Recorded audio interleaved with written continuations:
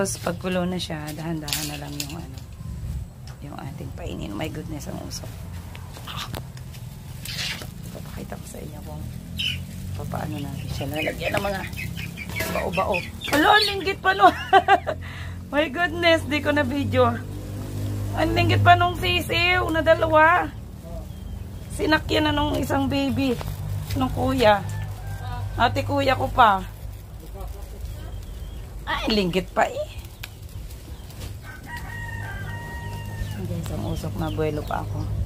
Papakita ko sa inyo kung paano ako maglagay ng gatong na bao. Ayan guys.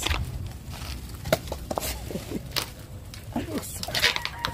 Ang usok, grabe. Tapos siyang pansin ninyo, kumukulo na yung tubig. Ayan. So, ito naman lalagyan na rin natin ng ayan bang bao. Bukas kasi is Sunday, so yabo na rin sa Changi. Sobrang init dyan. Bit-bit ko guys, itong malaking kahoy. Kailangan natin ilagay na siya kasi yan ang magpapabaga.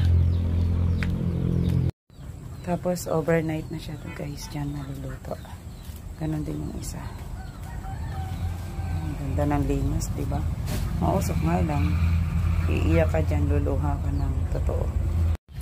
Dito naman sa harapan, lalagyan na rin natin ng malaking kahoy. Ayan. Dito din guys, mga gilid-gilid. Lalagyan natin ng malalaking kahoy. So pag bumaga yan, yun ay magpapainiin sa kanila. Magdamag silang nakalagay dyan. Ito namang isa. Pinapalinis pa rin natin. Ayan. Background natin yung ating mga duck.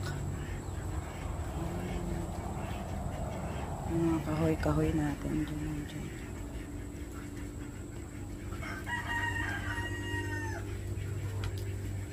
Alas 6 na kaya. Tumitilaok na rin ang manok. Dalawang malaking kawa.